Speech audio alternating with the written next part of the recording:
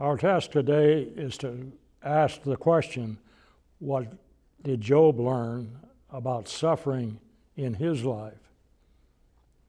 The biblical book of Job is a history of a good man, but a good man beset with extreme suffering.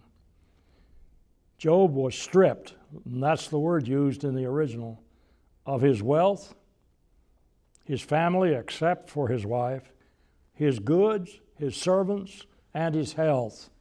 Job chapters 1 and 2. We then read that some supposed friends came to visit him after all those calamities, and their discussion with him was that he was suffering because of his sins. Job chapters 3 through 31. There are 3 rounds of discussions with his friends in the book, and at the end of those discussions, Job is confronted by a young man named Elihu, and there is a record of 4 speeches from that young man that changed nothing for what the friends were saying, that Job was suffering because of his sins.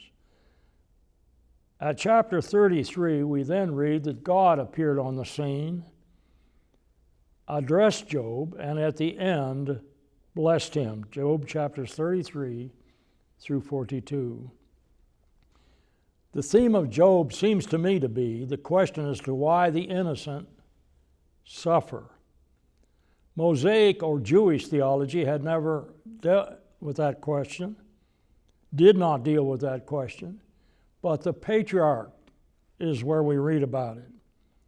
Job lived in the time of Abraham, or even before, and his record is the oldest biblical text. Job's name means something like, where is God? And if so, if that's the exact meaning, Job's name certainly fits the account of a man who is suffering but innocent of sin. In fact, Job wrote that he thought at the time that God had attacked him, Job 6:4. When we read the book of Job, we're reading an ancient poetic style of writing called wisdom. And this particular account begins in heaven, a thing that Job doesn't know occurred. We know it because we read chapters 1 and 2 of the book. And in that account in heaven, we read that Satan came to God and eventually challenged God's idea about Job. And Satan's idea was, Job only serves you because you bless him. God asked about that. And then permitted Satan, God did, to damage Job's health. But interestingly, the devil is told, do not slay Job, Job 2:6. When I read all of that, I learn an important fact. Job never accused God of an evil act, even though Job could not understand how it was that he lost everything. What I want to do here is re-examine the things that Job learned that we can read about in the text. We want to know what Job learned about God, what he learned about himself, what he learned about his friends, and what are the implications for us when humans suffer. We have to take into account another important point here, and that's the fact that since we know what happened and the blessings he got at the end, we think maybe this was just some kind of allegorical poem. No, this is an account of an actual historical man named Job. In fact, the characters in the book are named, and we know, of course, that God and Satan are real. As we get started in answering the question, what did Job learn about suffering in his life? Let's examine for just a moment the problem of evil in the world. The 3 friends of Job who visited him during his agony did their best, and they really didn't have a good argument, to tell Job the ancient principle that men experience evil, men experience suffering only because they are sinners. Of course, that did not help Job. And in fact, God said at the end, they have not spoken the thing that is right. as my servant Job has, Job 42:7. There have been many philosophical and secular reasons given concerning evil all through man's history. These arguments concerning the problem of evil and the existence of God have been expressed by the philosophers something like, if God were perfectly good, he could not tolerate the existence of violence and disease. Therefore, there must be some limit to his goodness, his abilities, and his mightiness. In fact, they're prone to argue if God does not have complete power over everything that happens, his failure to cure evil and disease must be because of the fact that he is not good, and therefore there is no God. Many terrified people, because of the helpless feelings that arise during some disaster or some violence of mankind, have lost faith in the goodness of God. Why did God allow this? All of these above concepts, every one of those philosophical arguments, my friends, ignores something very important, the free will of man. Man is the one who brought sin and trouble into the world, not God. Genesis 3. And the atheistic protests also ignore the perils of living in a dangerous environment. Whenever we read the book of Job, we should learn that all the characters believe that God exists. That's not a problem. They all believe that he's the supreme being. They all believe he's unquestionably justified in all of his acts. But every one of them thought, except for Job, that he was suffering and was being punished for his sins. Historically, the atheistic view is that evil is the antithesis of good, and that God created this world but left it alone to its own devices. And because of that, since the 1960s, in this country at least, there has been a God is dead movement. He just left it alone and then he died. But every character in the book of Job takes God seriously. No such nonsense that he's dead. Because they believed that this earth was his property. In fact, humans are pictured in the book of Job as God's special friends who can talk with God and God will answer them.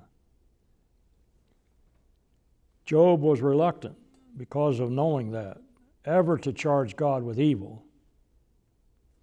And so he postpones, Job does, any answers he might have about what happened until he, as he said, he could talk with God.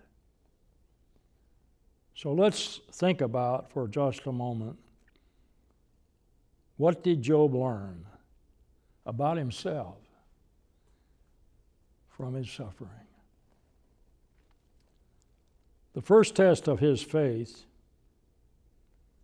Job chapter 1, 9 through 11, is about his wealth. He was said to be the greatest man of the one of the greatest men of the East, Job 1:3. This patriarch would have lived in a time when there were many terrorists in his area. But he's a man of integrity, blameless and upright, Job 1:5. In fact, he was trying to ensure, as the patriarch, as the priest of the clan, that his children were right with God, and so he made offerings for them. But almost immediately after making those offerings, Job loses his farm, his family, his fame. Job chapter 1, 13 through 19. Job's reaction to all of this is most telling. He arose, tore his mantle, shaved his head, fell down upon the ground, and worshiped, and said, Naked came I out of my mother's womb, and naked shall I return thither. The Lord gave, and the Lord took away. Blessed be the name of the Lord. Job 1, 20 and 21. I learned something about Job there that maybe he did not learn about himself. but he was never going to charge God with an evil act. The second test of Job's faith is recorded for us in chapter 2. And we should note how fast Satan went to work this time, because he's bent on destroying Job. That is always the case with Satan. But God said, well, you can touch his health. So he lost his wealth, then his health, but never his life. Satan was not allowed to kill Job. And at that point, when Job is sitting, his body is black with some kind of terrible skin problem, perhaps boils, his friends arrive. We're never told how they became his friends, but the fact that they met by appointment shows me that they formerly knew each other. So they're not unacquainted with the other two, and certainly not unacquainted with Job. But they sit on the ground for a whole week and just stare at him, because he's so pitiable. He's black with some kind of terrible disease. They join him in his misery, in other words. What a strange situation. Now, in the text, 17 speeches will follow their sitting there with him, between Eliphaz, Bildad, and Zophar. These are not debates. The friends simply talk to God about Job's sinfulness. Job, on the other hand, addresses God and then talks to his friends. He's not arguing a point, as were his friends. Job has the idea that he needs to understand his suffering. I think that's normal for human beings. When they're suffering, why? Life for Job has now become unbearable, intolerable, and death, he says, has become desirable. Job 3:11 through 21. In fact, he wrote he could not rest, he could not be settled because of his troubles, and what he feared the most had happened to him. Job 3:25. And then his friends come and just add to the pain. It's almost as if you went into a hospital room and said to the person in the room, I had a friend who had this disease, he died within a week. What a terrible thing these friends were saying to Job. All of your problems, Job, are because you are a sinner. One of the strongest tests of Job's faith came from Eliphaz. And Eliphaz sort of said, now, Job, God's your friend. Why don't you understand that what your friend is doing? That really hurt Job, Job 29:4. In fact, that speech by Eliphaz contained there in Job 28 brought to Job's mind the horrible thought that God was not only merely indifferent toward Job, but demonic toward Job, Job 7:21. What was Job learning about his friends? They had a wrong view of suffering. But to Job, all that mattered was God's friendship, Job 29:4. We have a living dialogue here between Job and his friends. It's Hebrew poetry, but not a debate. And the disagreements between Job and his friends are extensive. In fact, Job told them, my vexation outweighs any wrong behavior on my part. And I'm terrified of this suffering, Job 6:2 through 4. But if you read Job carefully, you will read a number of rhetorical questions from him. Here's the point. When a Jew used rhetorical questions, when Hebrew literature contained those, the writer or the speaker was pointing out how absurd the point was that his friends were making. He's disgusted with those friends, is what he's saying, because of those rhetorical questions. In fact, Job told them just right out, your words are tasteless food to me, Job 6:6 through 9. But in it all, even though his friends were disgusting to him, Job never ceased to insist that his suffering was not caused by sin. The last part of Job's speech in chapter 7 reminds me of the soliloquy of Hamlet, because it's almost like that. And Job speaks for a while about why it was that some of the patriarchs of his time ended up in poverty, ended up without self-respect, which was a common view of the ancients since they were wicked men. But Job said, I'm neither. You friends are wrong. I'm not being paid for my troubles. Job 7, 2 and 3. He tried to sleep, he could not sleep. He tried to think, but he was in physical pain and could not think very well. He couldn't rest. All he wanted to do was die, but he wanted to ask God why before he died. Job 7, 8 through 10. As the discussion with his friends continued, an interesting change in Job's thinking about them occurred. And you have to see that in the poetic parallelism of the text itself. Job is listening to his friends, and he begins to hate his condition because of what they were saying to him, not because he was a sinner. And you'll start reading statements by Job reminding God, God, you made me, but I'm still suffering. God, you may have had good intentions, Job 10, 8 through 13, but I'm still suffering. Maybe I am really wicked, aren't I, God? Or why don't you just slay me? Job 10, 14 through 17. In fact, Job came to the place where he said, why didn't you stop me at birth? Job 10, 18 through 22.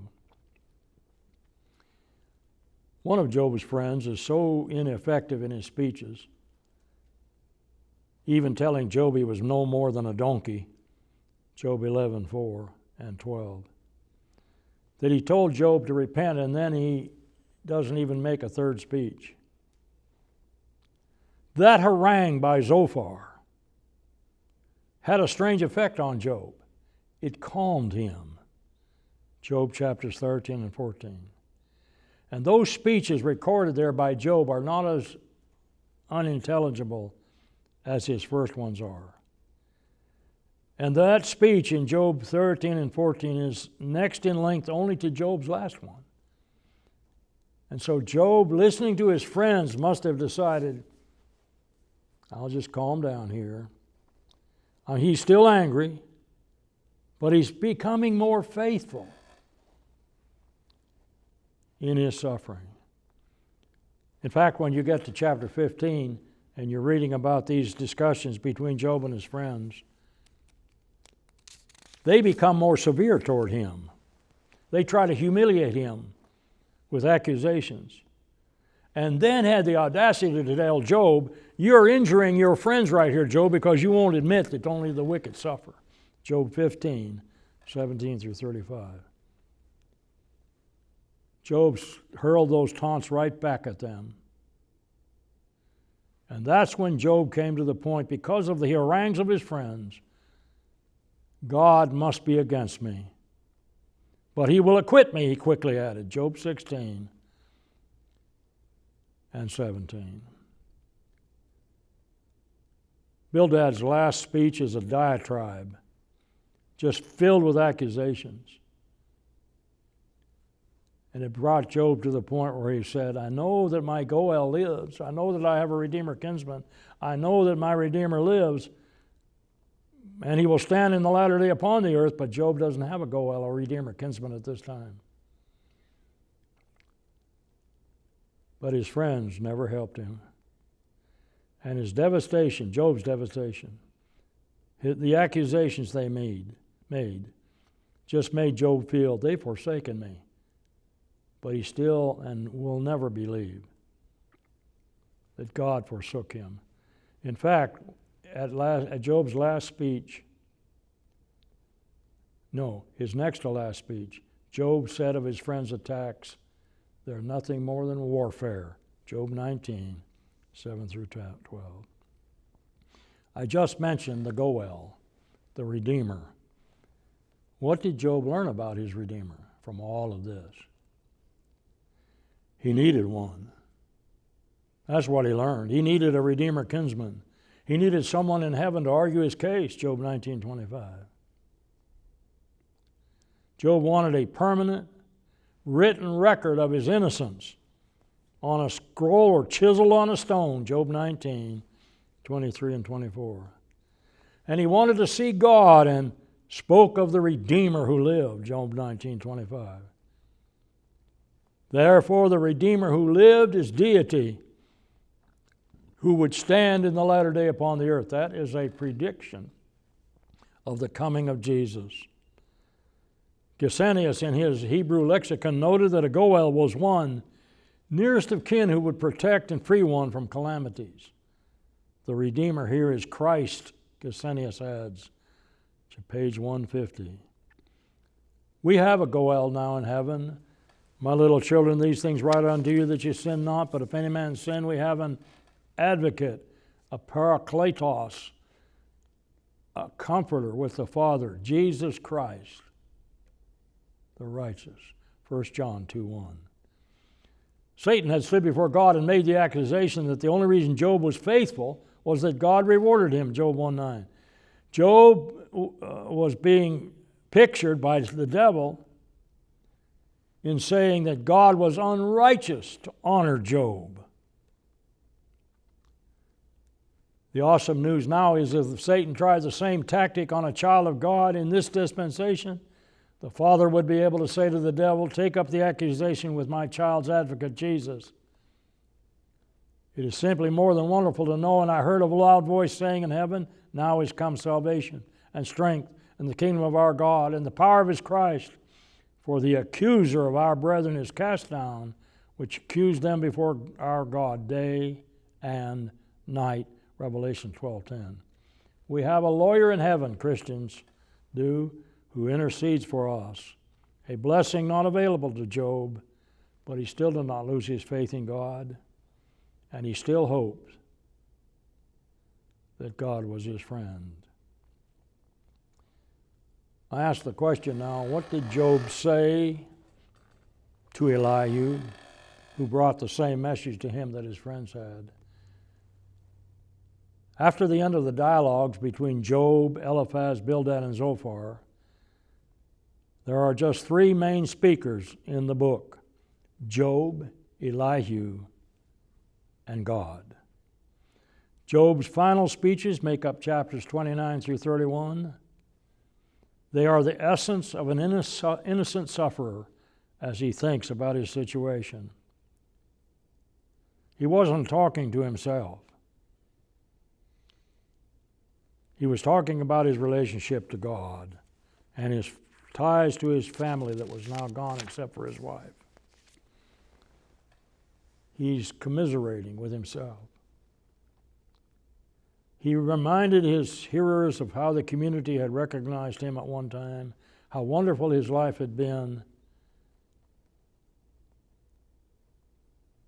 But he did not know about that satanic challenge that had taken place in heaven. And he said, well, God did it. God took away and God gave. Only part of that is actually technically true. But the words of Job, Job 31:40, that's where you want to go if you want to know what he was thinking at the end of his suffering. He's speaking in a style that was known in ancient courtrooms. It's a negative confession in which the one would call down a curse on himself if he actually were guilty.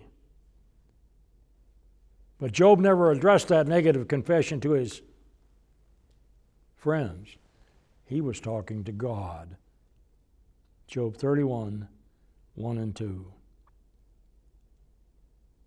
Job denied lusting, dishonesty, lack of integrity, sexual impurity, and added that he had followed a human ethic all of his life and could win any lawsuit set against him, Job 31:1 through 15.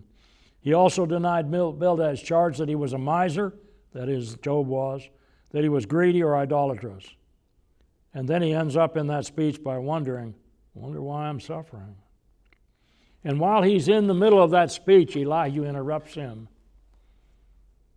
Job chapters 32 through 37. I don't know when Elihu entered the scene, but I do know he heard the former discussions. Job 32:3. My concept of Elihu is that he's the final straw in the attacks on Job. In fact, he is the catalyst that causes Job to want to question God even more. Now, Elihu says, Job, you're fighting God. You claim you're completely sinless, then why are you suffering? And so his message doesn't change. Job had already told his friends, I will confess any transgressions if I have any. I think the illogicalness of Elihu is best illustrated by his idea that since God can do no wrong, and that everything God does is right, then if God brought evil, it would be right. That wouldn't be right. James 1:13 through 15 teaches us in no uncertain terms that God never brings an evil on any man. Only good gifts, James 1:17. So Elihu's speeches form just one idea. Human wisdom is wrong about human suffering. Only God has the truth. And so we come to the point and ask the question, what did Job learn from God? It's interesting how God approached Job out of a whirlwind, Job 38:1. But what he says to Job is surprising to me because of the content and the style in which it's written. He is responding to Job's request to question him. But it is also amazing that Job never got to ask a question. In fact, he never could find out what the indictment was and what the specific charges he thought God had against him were. God simply said that Job had used words without knowledge. Job, you don't know what happened, Job 38:2.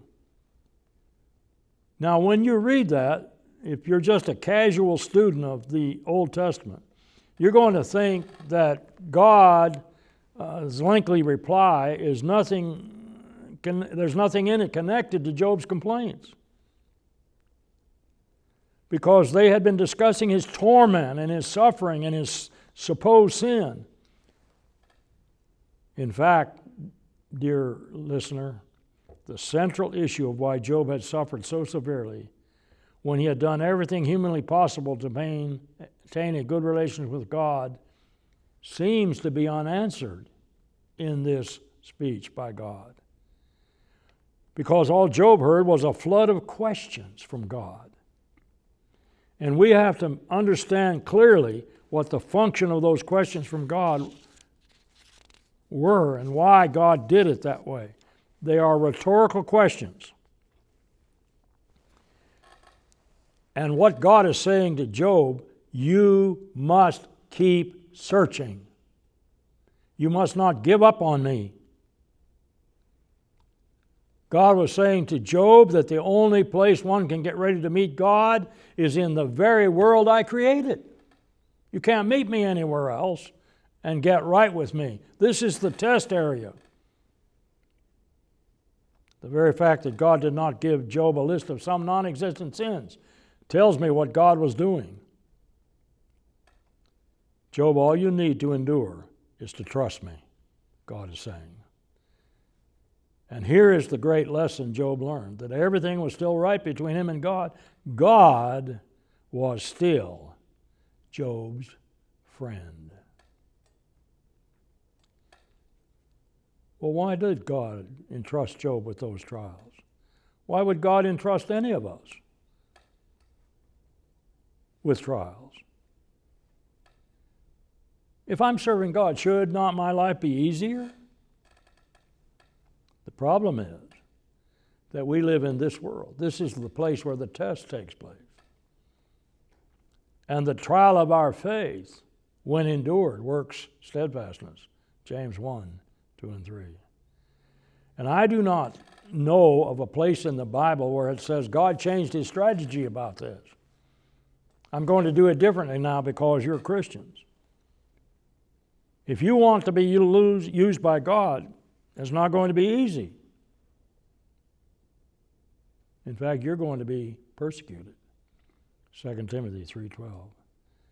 Because trials are a part of God's work, Hebrews 12:6. God is always in control. And if I cannot see how God is working, maybe I need to remember He's working for His glory, not mine. I do not need to worry about how things might work out, for God promised me eternal joy regardless, 1 Peter 1:3 and 4. And I also need to remember that these trials put God's power on display. Hebrews 13:5 and 6. Job learned that. God was still his friend, but God had the power to fix the situation. No one else did. And here's the interesting part. When God allows His children to be tried, He's still at the same time working for His glory. The ancient judge Gideon was taught this lesson when he brought 10,000 men to God to say, let's go fight the Midianites. God said, you don't need that many. You only need 300. Get a clay pitcher and a candle and a trumpet and take the 300 and defeat the Midianites. But it's to my glory. I wonder what Gideon thought. But you know, the moment that God's people showed the light, the enemy ran. Trials prepare me for God's service, Romans 5:3. Because God, in working for His glory, may allow the trial. Maybe it's a big trial. But the big trial gets me ready for all the little ones, Hebrews 10:32. When we remember the former days. I tell the students at Memphis School of Preaching all the time, look, you got through my first test, you can get through the next one. That's proved to you that you can get through it. In the fourth place, trials purify us as children of God. 2 Corinthians 12:10. I don't always handle trials well. I don't know how you're doing. But they often reveal what's really inside of me, my weaknesses. And I can work on them. I can get better. It's a vital part of my growth to go through these tests. Wars make generals, folks, and trials make Christians. Trials cause a Christian to depend even more on God, 2 Corinthians 12:9. Paul prayed 3 times for that thorn to be removed. God said, my grace is sufficient for thee. The greatest battle you will ever face in life is not so much outward as inward. When we have faith in God, we're not atheists. We may wonder why God allows the trial. But we're learning to be totally dependent on Him, 1 Corinthians 1:28 beginning. That kind of growth cannot occur for an unbeliever because he will blame God or what he thinks is God or some other thing. We are His children. And so we don't hate our trials. We just hold His hand and get through them. Because we learn from Job that all through his suffering, God was still his friend. There's something else trials can do for us, and the reason we're allowed to go through them, entrusted with them, we're showing the world our God's dependable. He takes care of us. Psalm 55:22, I write on every letter I send. I send it on emails a lot. But you place your burden on the Lord, for He cares for you. The world watches how Christians handle these trials, and we can teach the world about the God we serve. How can we have peace in the midst of all this suffering? We're holding God's hands, and the peace of God that passes all understanding keeps our hearts and minds. In Christ Jesus, Philippians 4:7. Having peace in the middle of a trial is a very unpopular worldview. It was unpopular with Job's friends. It's still unpopular with the world today. Trials show all of mankind that God is infinitely valuable.